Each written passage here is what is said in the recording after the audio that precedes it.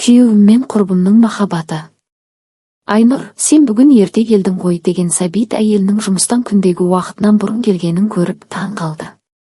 Ол әйелін әдеттегідей кеш келеді деп ойлаған еді.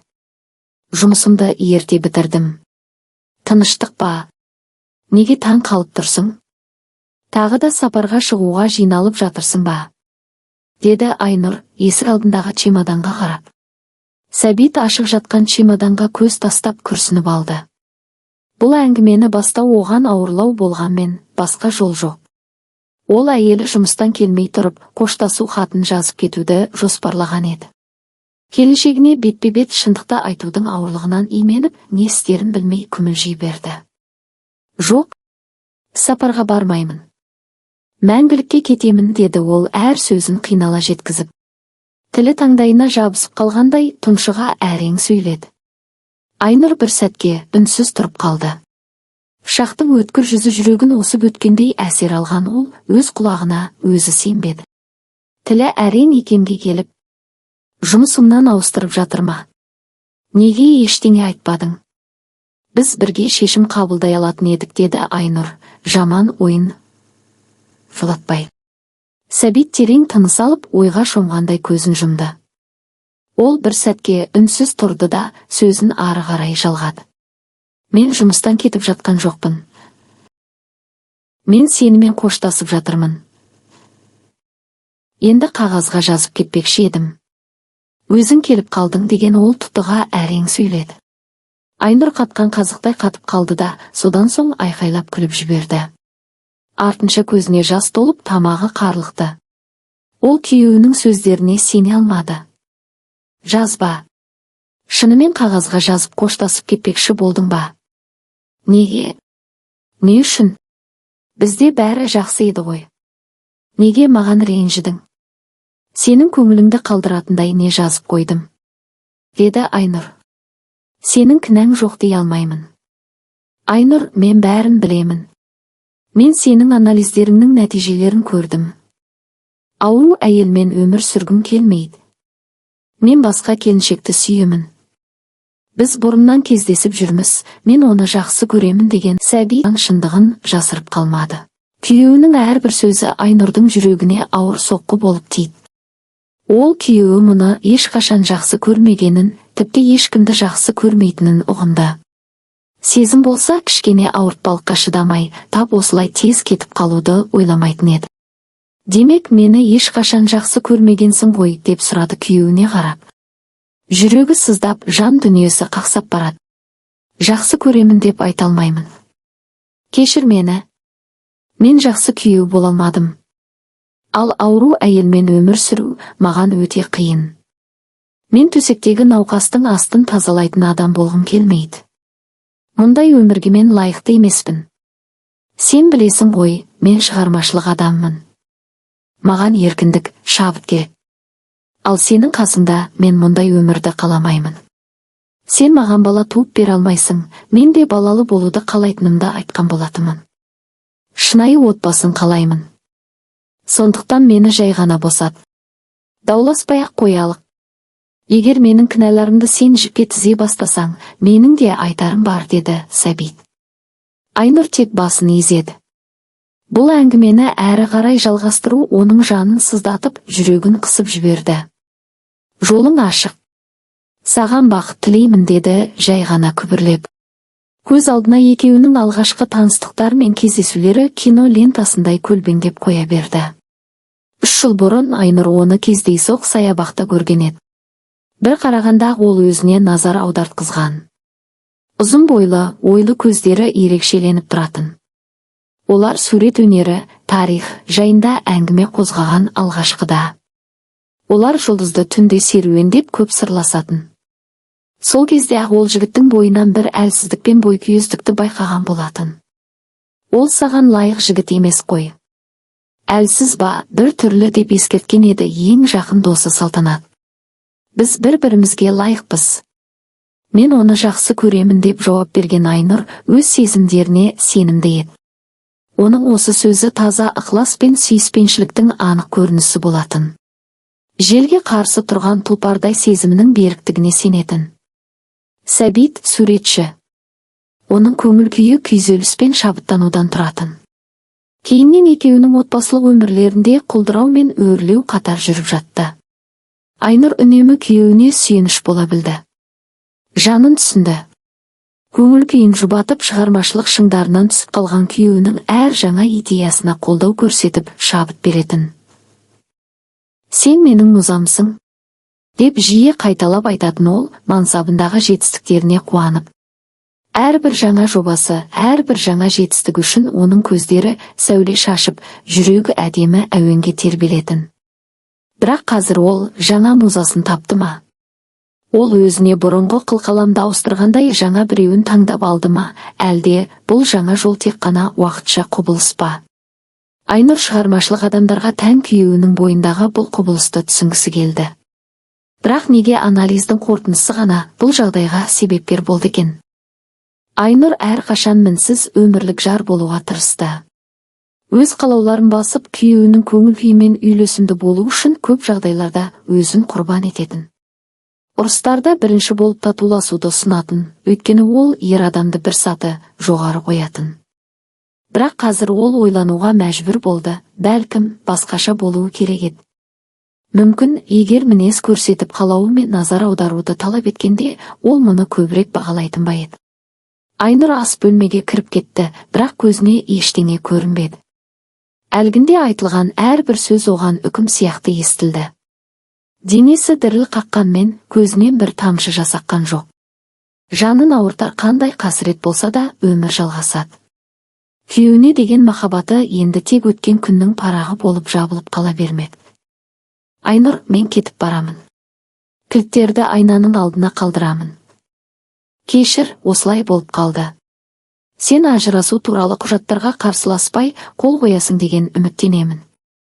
Соттасқым келмейді, деді Сәбит, ауыр күрсініп. Ажырасуға қарсы емеспін. Қол қоямын.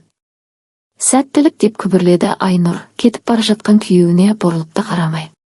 Сыртқы есік тарс етіп жабылғанда ғана ол бірақ демін алды. Күйеуінің сен аурусың, ауру адамға күтім жасағым келмейді деп кетіп қалғанына сенгісі келмеді. Бірақ бұл шындық еді. Осы сәтті күткендей жуынатын бөлмедегі құбырдан су атқылап кетті. Ескі ғой. Жөндеу көрмегеніне біраз уақыт болған. Сантехник шақыру керек деп ойлады ол, нақты бір нәрсеге көңіл бөлуге тырысып. Үй шаруалары оны ауыртпалықтан алаңдатуға көмектескенмен, жүрек дерті жанын сыздатып барады. Өзін тыныштандыру үшін Айнұр заттарын жинап, көрші қаладағы анасына кетті. Анашым, мен оған шындықты айтпай, дұрыс жасамадым-ау деймін, деп сұрады ол, кешкі шай ішіп отырғанда.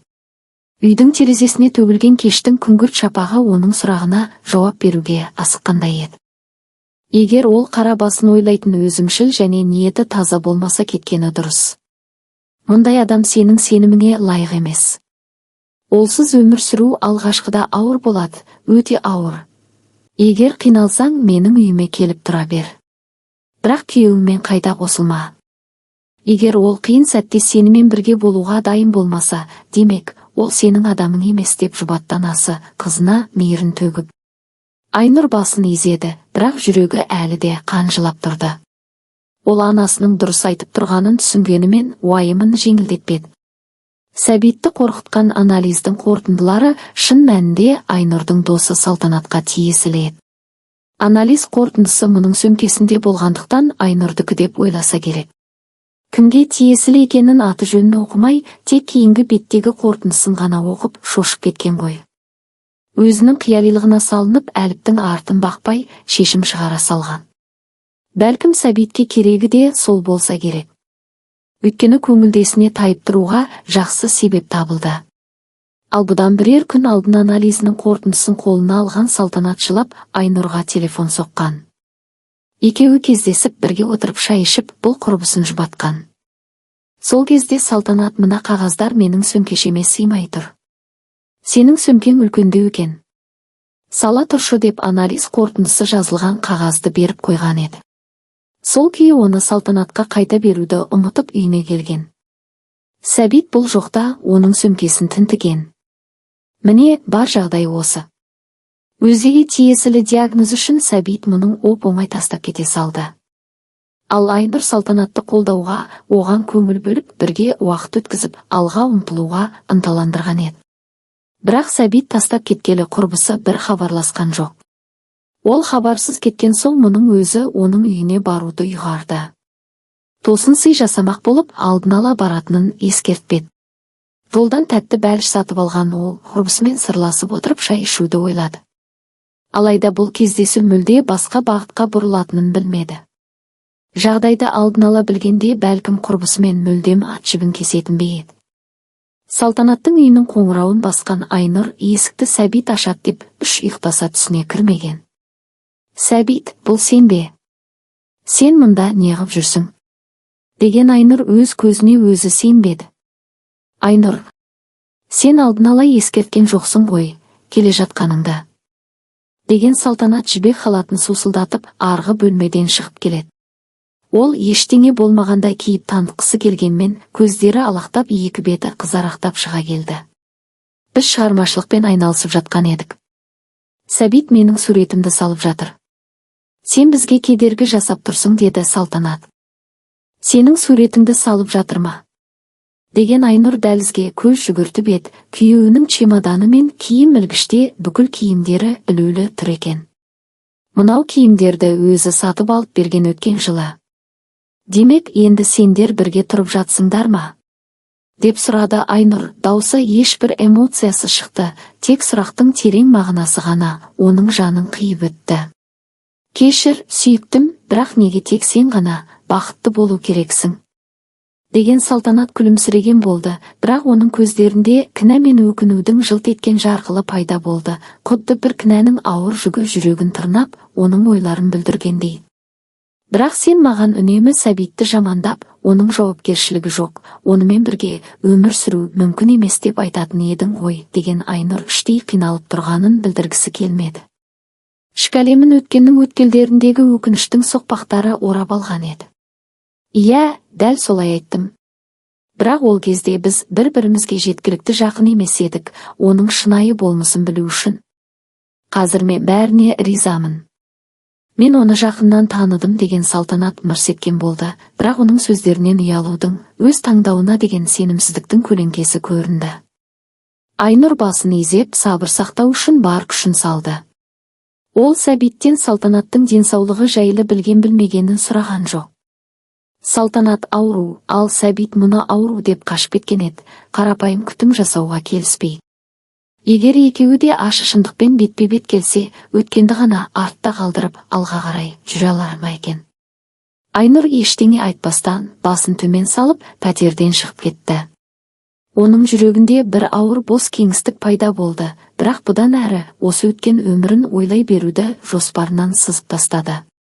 Салтанатпен де байланысын бір жола үзді. Ол өз өмірін жаңа жолдан бастау үшін дайын болды.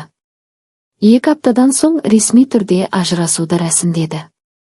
Еркіндік оны қуантқаннан гөрі көбірек жанын ауыртты, бірақ Айнұр жаңаша өмір сүруді үйренуге мәжбүр болды. Өткеннің барлық бөлшектері, тіпті олардың арасындағы байланыстар мен сезімдер жай ғана көлеңкелерге айналды. Ол өзіне ғана көңіл бөлетін болды. Жан болашаққа ұмтылды. Сәбит болса, Салтанатқа үйленіп, оны өзінің шығармашылықтың шабыт көзі деп қабылдады. Екеуі бір отбасы болғанмен, Салтанат ешқашан күйеуіне ауруы туралы бір сөзде айтпады. Шындықтың ауыртпалығы олардың арасында үңірейіп тұратын үнсіздікке айналды. Түптеп келгенде Сәбит өз жазасын өзі жасап алды, кейіннен түсінгенде бәрі де кеш болған еді. Уақыт өтіп жатты. Бар ынтасын жұмысқа салған Айнұрдың жұмыста карьерасы жылдам дамыды. Ол бөлім бастығына айналды, сырттай да, ішкі дүниесінде де өзгерістер болды. Оның жүрегіндегі бұрынғы сынақтар мен қайғылар өз кезегінде терең із қалдырып, оның тұлғалық жетілуін тездеткендей болды. Сәбит сол күйі хабарсыз кетті. Айнұр ол жағын ойлаған жоқ. Өйткені оны өмірінен бір жола сызып тастап, өмірінен босатқан еді. Күндердің күнде ескі досы Қамбар хабарласты. Онымен бұрыннан таныс. Сәбитке күйеуге тимей тұрғанда сезімін білдірген болатын. Таңдауын оған емес Сәбитке қойып еді Айнұр. Қамбар хабарласқан соң, оның көкірегінен итеруді жөн көрмеді. Екеуі кездесті. Романтикалық кеш ұйымдастырды. Сені ұмытамын ба деп ойлап едім. Ұмыта алмадым. Жүрегім тек сен деп соғат деді ол бір күні. Оның дауысы әсем әуезді еді, әрі ол Айнұрдың жүрегіне тереңнен шыққан таза бұлақтай әсер етті. Бұл сөздер оның ішкі әлемін әлі де алаңдатып келген өкініштерден босатты. Қамбардың махаббаты Айнұр үшін жаңа тыныс, жаңа бетбұрыс болды. Сәбит оған ешқашан мұндай жылы сөздер айтпаған. Ол жалпы мақтау сөздер мен әдемі комплименттерге сараң болатын. Осы жаңа махаббатта, бұл жаңа жылулықта Айнұр өзін алғаш рет еркін әрі бақытты сезінді. Күн өткен сайын олардың сезімдері берік бола түсті. Өйткені Қамбар сенімге әбден лайық екенін дәлелдеп үлгерді. Айнұр өткеннің қателіктері болашаққа әсер етпеуі керегенін түсінді. Ол балалы болғысы келетінін, анашым деген сөзді естігісі келетінін түсінді. Шынайы қадірлеген адаммен бақытты болғысы келді. Қамбармен бірге ол өзін тыныш және ертеңгі күніне сенімді сезінді. Оған деген махаббаты Сәбитке деген сезімдерінен өзгеше болды. Мұнда құмарлық болмаса да, өзін Қамбардың жанында қауіпсіз және жайлы сезінетін. Көп уақыт өтпей олар шаңырақ көтерді. Келесі айда Айнұр жүкті екенін білгенде бақыттан бас айналды. Қамбар да шексіз қуанды, әрдайым әйеліне қаншалықты бақытты екенін айтып отыратын. Бір күні демалыс күнінде Қамбар дүкенге кеткенде есіктің қоңырауы шырылдады. Мүмкін кілтті ұмытып кеткен шығар деп ойлаған Айнұр үшін сипаған күйі сыртқы есікті ашты. Есікті ашқан ол сілейіп тұрып қалды. Табалдырық алдында Сәбит тұр. Азып тозған, көздері шүңірейіп, екі иығыда шөгіп кетіпті. Сен неге келдің? Мұнда не жоғалттың? Деген Айнұр оны зілді дауыспен өте суық қарсы алды. Діңкілдеп сөйлеген Айнұрдың қатқыл үні Сәбиттің жүрегін төбелеп жатқандай болды. Оның үні әлдеқашан ұмытып кеткен сезімдердің арасынан шыққан қоңырау сияқты естілді. Сәбит тұншығып бара жатқандай әлсіз үнімен: сен білгенсің ғой. Неге маған айтпадың? Неге ескертпедің салтанаттың ауру екенін? Сен бәрін біліп тұрып, неге маған айтпағансың? Деді. Иә, білдім. Бірақ сен өз таңдауыңды жасап қойған екенсің. Және бұл таңдау сен үшін дұрыс болды деген Айнұр Сәбиттің аянышты халіне сезімі селт еткен жоқ. Сәбиттің жанын ауыртқаны Айнұр мұны ойындағыдай, өзі үміт еткендей қарсы алған жоқ. Бірге тұрғанда ол ешқашан бұлай зіркілдеп сөйлемейтін. Ол менің өмірімді тозаққа айналдырды. Мені алқымнан алғандай тас кенедей жабысып, ешқайда жібермейді. Ал мен бұлай өмір сүре алмаймын. Сен білесің ғой, маған еркіндік керек екенін. Деген Сәбит дір-дір етті. Сен бұл өміріңді өзің таңдадың. Мені бұдан кейін мазалама. Менің жаңа отбасым бар. Біз жақында бөпелі боламыз деген Айнұр сыртқы есікті Сәбиттің дәл тұмсығының астынан тарс етіп жауып алды. Подъезде абдырап біраз тұрған Сәбит басы салбырап кері қайтты. Оның өмірінде өкініш пен бұрынғы өмірдің тарасымен қараған кездегі қатаң шындық пайда болды. Жүрегіндегі осыған дейін бір тұтас болған дүниесі күлге айналып, ештеңе қалмады. Бұдан кейін өзіне келген үкімді мойындап, өткеннің ауыртпалығымен күресу үшін қалап алған тағдырын қабылдауға тура келген еді. Бұл өмірде әркім өз таңдауының құрбаны. Бұл жағдай Айнұрды бақытқа бөлегенмен Сәбиттің алдағы бар өмірін өкінішке орап алды. Құрметті тыңдарман, каналға тіркеліп лайк басып отырыңыздар.